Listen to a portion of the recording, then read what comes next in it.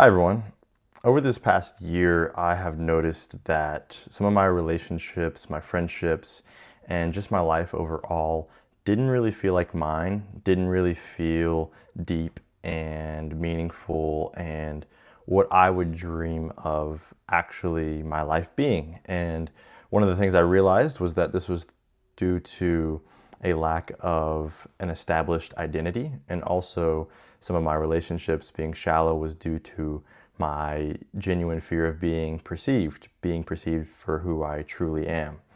And so I wanted to share just my personal kind of year-long testimony of how I began to shake that, because I think that sometimes it can be genuinely hard to know how to become an interesting person, to know what your actual identity is, because no one really shows up and hands you a just a guide on how to find your identity. And so one of the things that set me off was the movie The Secret Life of Walter Mitty. Walter receives a call and he gets asked whether or not he's ever done anything noteworthy or mentionable. Great movie, really on track with what I'm talking about today. But the question if he's done anything noteworthy or mentionable really set him off on this journey that made him realize that due to his lack of courage socially and lack of just courage in life in general, he's a fairly uninteresting person. Personally, I really relate with that. I can't tell you how many times I've talked to friends, family, people that I haven't seen in a really long time who have asked me what I've been up to. And I just kind of have to give this really shallow answer, just not a lot, school, work, whatever. And I always just kind of hated that I never had anything noteworthy or mentionable to say. I felt uninteresting. And so I really just actually wanted to start to make a change for that. And so one of the things I realized was holding me back from establishing an identity at all was my fear of being perceived. And I realized that in my life, the interactions that I would have with others, I would live a life where they only got to see parts of who I was. I would only say certain things, show them certain things that I do, certain things that I like, songs that I like, if I felt like it fit the sort of what would you call it, the character that I'm trying to inflate or show them. I would never show them what I actually truly like. And what I soon began to realize was that it just made my relationships so dull, because it can be a really lonely feeling when no one actually knows what you like or how you actually feel. I got called out on a video recently that I'm kind of a cat person. Dogs, when they get sick, they go up to their owners, let them know that they're sick, ask for extra love. Whereas cats just kind of go off, find somewhere to be alone and die. And I realized that unfortunately, I have a tendency to not really share with anyone how I'm actually ever truly doing, because I like to handle it myself and not burden them with my troubles. And so in general, when it comes to the step that I'm trying to address with establishing more deep and meaningful connections with people, it all begins with having the courage to allow them to know how you're truly doing, what you're truly up to, what you truly like. And the truth is, people are going to disagree. They are going to judge. They are going to raise an eyebrow at you. When you do this, when you actually put your genuine soul on display, first reason is probably because they're not used to people actually, being brave enough to do that. The second reason is that they probably disagree because they're different than you are. They like different things than you like. So of course, they're not you, so they're gonna like different things. Another reason is because maybe you have hid who you are for so long that now that you're showing them these things, it's such a dramatic shift that they can barely handle perceiving it at all. And so you might end up in this track where you end up with new friends, new relationships, but that might not be the worst thing, because maybe you establish these friendships or relationships or family because of happenstance or coincidence that they happen to be around at the time, not because you genuinely showed someone who you were, they liked that, and were brought into your life. So I think the first step towards understanding the importance of, the social dynamic of identity is understanding not to sugarcoat who you are. Because the more you sugarcoat who you are, the less that people who are looking for you will find you, and the more that the people who disagree with who you actually are will accidentally end up in your life and cause you grief and despair in the future when you try to kind of haphazardly,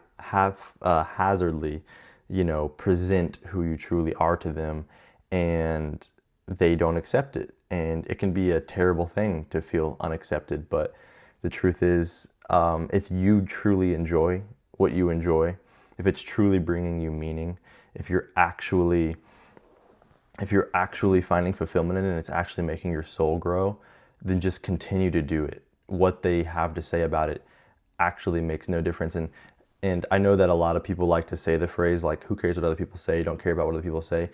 It's not, you're always going to care, but it's just that you shouldn't let it drive you. You shouldn't let it drive you to change who you are, or try to like what they like, try to like that album they listen to, or the things that they do because you think you have to in order to be accepted. Because the true people you're going to find in this life are going to be the ones that you are constantly on this journey of sharing who you truly are to others, and perhaps being rejected, perhaps being judged, misperceived, all of these things. But eventually you're going to find one or two people in the mix who actually stand out and say, I get why you do that, or I like that you do that, or I don't get that why you do that, but I genuinely am so gripped with curiosity about the uniqueness of you that I'd like to be in your life. And so that is the most fulfilling and deep relationships that you're ever going to share. The ones where you're actually being vulnerable enough to cry in front of them and laugh in front of them. Tell them you've had a bad week, tell them you've had a good week, to tell them this album you listen to and not expect them to like it too. And understanding that it's truly only important that it's making you happy. I think we live our lives sometimes just always looking for like, did they notice that I got that new piece of clothing, or that I got that new car, or that I decorated my room this way? The truth is, you noticed, you like it, you did that because you enjoy it. It truly just, you will exhaust yourself trying to always make them notice it. And so that's one extreme step to make your relationships more deep. But I think in order to actually start to find out like who you are and what you actually enjoy, I think one of the first steps is to kind of like address problems in your life. Some of the things that I began to address were, I didn't think I had a very good music taste. I didn't think I had very good style.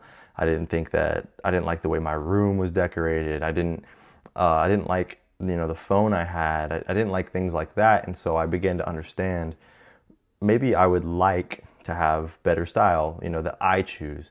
The more that you exit from social validation, right? Choosing outfits because they're on Pinterest, or listening to songs because they're recommended to you, and choosing things because you actually liked the way they look, because you liked the way that outfit looked, and not because it was socially accepted. There's this really dope YouTuber named Val that I'll mention in the description. Love her videos, great on helping others establish social identity.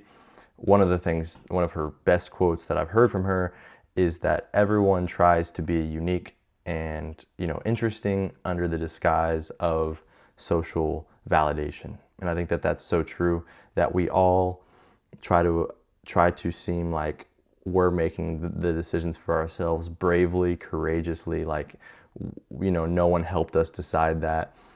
But, the second that someone judges us, we no longer show that. We no longer share that song with someone again. And so I think it all derives from a very understandable lack of courage in life. But I feel that it is important to just begin to find the things that you actually wish to pursue. Another one of my favorite quotes is, not for fortune or fame, but to make your soul grow. Just to things that just make you feel genuinely enthralled with life. are the things that are going to truly fulfill you and truly grow you as a person, make you interesting, give you things to talk about. Because the more that you show others who you are, the more they're actually going to ask questions because they're so confused about who you truly are. And then you will be interesting as a byproduct. So, interesting is never going to include doing what everyone else does. It's going to include those moments where you're brave enough to share, I like that song, even though they don't like it, or I like that coworker, even though you guys don't like him, and to speak the truth, even if your voice shakes. I know I'm full of quotes from other things, but I'm a big mantra quote guy. So, just speaking your truth. And, one of the quotes that just drives me and will forever drive me derives from the Bible. No matter what religion you reside with, it's always going to be a powerful quote, which is, what will it profit a man if he gain the whole world but lose his only soul?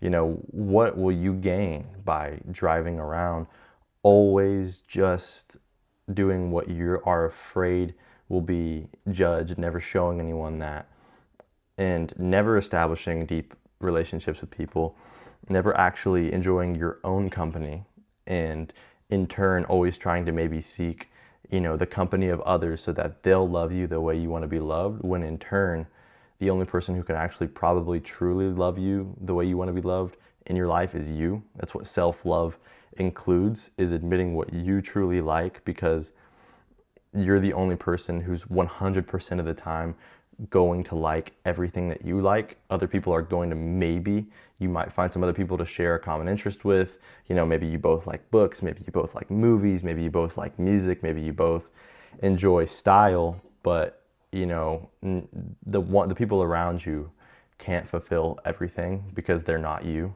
And you just should keep people around who will hear you out and not make you feel dumb for putting your soul on display. One of Nietzsche's most popular quotes is, "Those who were dancing were deemed crazy by those who couldn't hear the music." You can imagine people dancing maybe in a room, and you see them through a glass window, and you're wondering, what are these crazy people doing, flailing their bodies around? But you can't hear the music. You can't hear the beautiful tune that all these people are dancing to. And where I'm going with this is, sometimes when people see you being truly you, they just can't hear the music. You're flailing your body stupidly and you look dumb, but they just can't hear the music. And if they did, then they would be dancing too. And so you just want to find people in your life who, even if they can't hear the music, they're not deeming you dumb, because they know that you are having a good time and that you're enjoying yourself.